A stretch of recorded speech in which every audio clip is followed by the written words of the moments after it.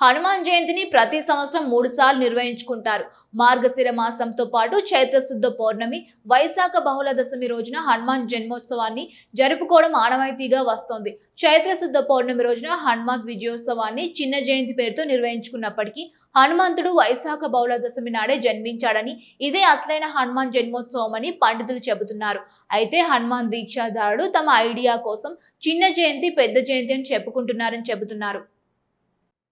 జగిత్యాల జిల్లా కొండగట్టులో 3 రోజుల పాటు కొనసాగిన పెద్ద హనుమాన్ జయంతి వేడుకలు ఘనంగా ముగిశాయి. ఉత్సవాల్లో 3వ రోజైన చివరి రోజు కొండగట్టు భక్తజన సంద్రంతో మారిపోయింది.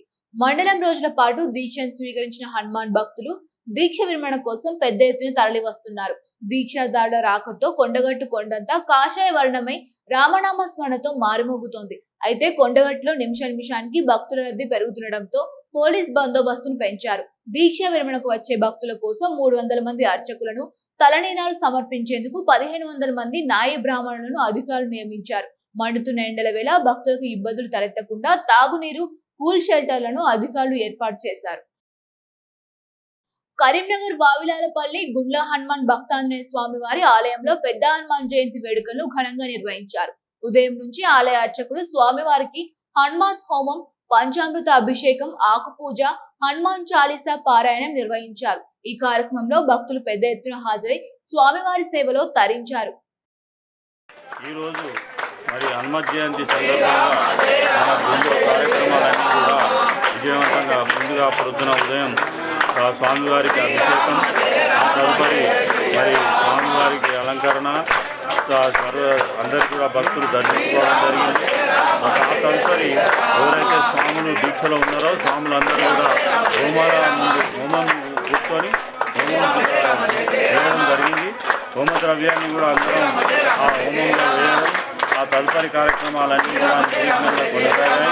మరి భక్తులందరూ కూడా భవిష్యత్తు కార్యక్రమాలలో కూడా ఇదే విధంగా పాల్గొని ఆ స్వామివారి ఆంజనేయ స్వామి వారి కృపకు పాత్రలు కావాలని కోరుకుంటూ ఈరోజు నగరంలోని 24వ డివిజన్ గుండ్ల హనుమాన్ టెంపుల్లో ఘనంగా ఈరోజు హనుమాన్ జయంతి జరుపుకోవడం జరుగుతుంది.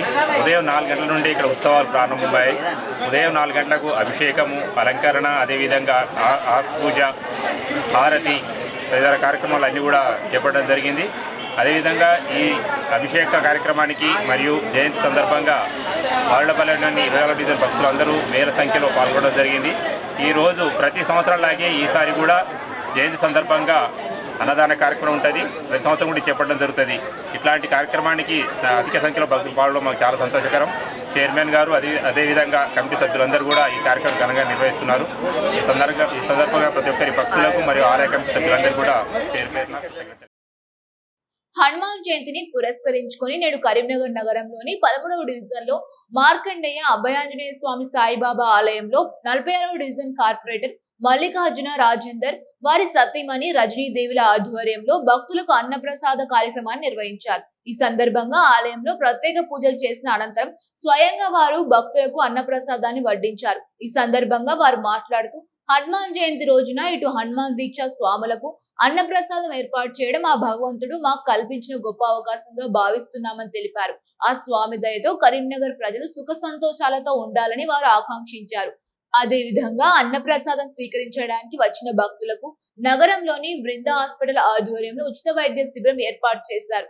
ఈ కార్యక్రమంలో 46వ డివిజన్ కార్పొరేటర్ మల్లికార్జున రాజేందర్, 13వ division corporator Tella Lakshmi, division Janasena నాయకులు వడ్నాల రాజు, డివిజన్ ప్రజలు తదితరులు పాల్గొన్నారు.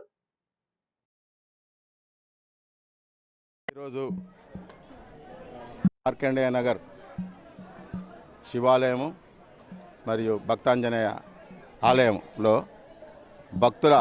ఆంజనేయ స్వామి భక్తులకు ఈరోజు అన్నదానము చేయడం జరిగింది. ఆ అన్నదానము మా తరఫున ఈరోజు మాకు దేవుడు అటువంటి అవకాశం ఇచ్చిండు కాబట్టి ఆ అన్నదానం మేము చేసినాం కాబట్టి చెప్తున్నాం. మా భక్తులందరూ మా భోజనాలు తిన్న వారికి అందరికీ కృతజ్ఞత తెలియజేసుకుంటూ